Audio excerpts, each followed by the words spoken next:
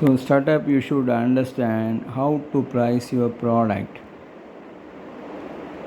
നിങ്ങൾ ഏത് രീതിയിലാണ് നിങ്ങളുടെ പ്രോഡക്റ്റിനെ പ്രൈസ് ചെയ്യേണ്ടത് എന്നുള്ളത് വളരെ വളരെ വളരെ ഇമ്പോർട്ടൻ്റ് ആണ്.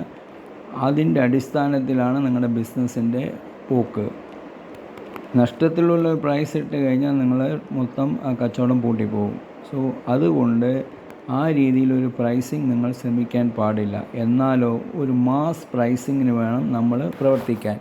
ഒരു മാസ് പ്രൈസിങ് ചെയ്യുമ്പോൾ, മാസായി പ്രോഡക്റ്റ് സെയിൽസ് ചെയ്യുമ്പോൾ നമ്മുടെ നെഗോസിയേഷൻ പവർ വെൻഡേഴ്സിൻ്റെ അടുത്ത് കൂടും. അപ്പോൾ നമുക്ക് എന്താവും, നമ്മുടെ പ്രോഡക്റ്റിൻ്റെ പ്രൈസിന് കുറയ്ക്കാൻ കഴിയും. അതുകൊണ്ട് മാസ്സായിട്ട് ചിന്തിക്കണം, മാസ്സായിട്ട് വേണം ഒരു സെയിൽസ് പ്രോഗ്രാം പ്രിപ്പയർ ചെയ്യാൻ. ഒരു മാസ് സെയിൽസ് പ്രോഗ്രാം നമ്മൾ പ്രിപ്പയർ ചെയ്യുമ്പോൾ ചെറിയൊരു മാർജിനിൽ നമ്മൾ വലിയൊരു ലാഭം സമ്പാദിക്കാൻ കഴിയും.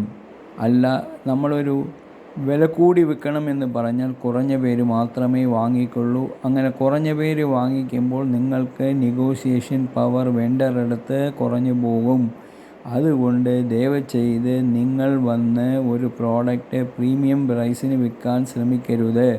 നിങ്ങൾ വന്ന് ഒരു മാസ് പ്രൊഡ്യൂസേഴ്സ് ആയിരിക്കണം. ഹിന്ദുസ്ഥാൻ ലിവർ പോലുള്ള കമ്പനികൾ വന്ന് ഇന്ന് മാസ് പ്രൊഡക്ഷനിലാണ് വിജയിച്ചിരിക്കുന്നത്. Godrej mass production, Aachi Masala mass production. ലാഭം കുറഞ്ഞാലും ടേൺ ഓവർ കൂടണം. ടേൺ ഓവർ കൂടുമ്പോൾ മാത്രമാണ് നമ്മുടെ പെർസെൻറ്റേജ് ഓഫ് പ്രോഫിറ്റ് കുറഞ്ഞാലും അത് റിട്ടേൺ ഓൺ ഇൻവെസ്റ്റ്മെൻറ്റ് നോക്കുമ്പോൾ കൂടുതൽ ലാഭം നമ്മൾക്ക് ലഭിക്കും.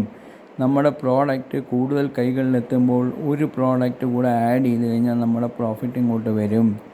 നമ്മുടെ ചിലവിനെ സംബന്ധിച്ചോളം നമ്മൾ ചിലവ് ചെയ്യുന്ന ഒരു 10 SKUവിന് ചിലവ് ചെയ്യുന്ന രീതിയിൽ തന്നെ ഒരു പ്രോഡക്റ്റ് കൂടെ ആഡ് ചെയ്യുമ്പോൾ അധികം ചിലവുകൾ അവിടെ വരുന്നില്ല. പക്ഷേ നിങ്ങൾക്ക് ആ പ്രോഡക്റ്റിൽ നിന്നും നിങ്ങൾക്ക് ലാഭം ജനറേറ്റ് ചെയ്യാൻ കഴിയും. അതുകൊണ്ട് ഏത് സ്റ്റാർട്ടപ്പ് ആണെങ്കിലും ശരി, ഒരു മാസ് പ്രോഡക്റ്റ്, മാസ് മാർക്കറ്റിംഗ് എന്നുള്ള രീതിയിൽ വേണം ചിന്തിക്കാനും. അതിനനുസരിച്ചൊരു പ്രൈസാണ് കൊടുക്കേണ്ടത്. അല്ലാതെ ചുരുങ്ങിയ ലാഭത്തിൽ ആണെങ്കിൽ അത് മാസമായിരിക്കണം. അല്ല, ചുരുങ്ങിയ ലാഭത്തിൽ കുറഞ്ഞ പ്രോഡക്റ്റ് വിറ്റ് കഴിഞ്ഞാൽ നിങ്ങൾ തകരും. ആ കാരണത്താലും അങ്ങനെ ഒരു പ്രൈസിങ് സ്ട്രാറ്റജിക്ക് പോകാൻ പാടില്ല.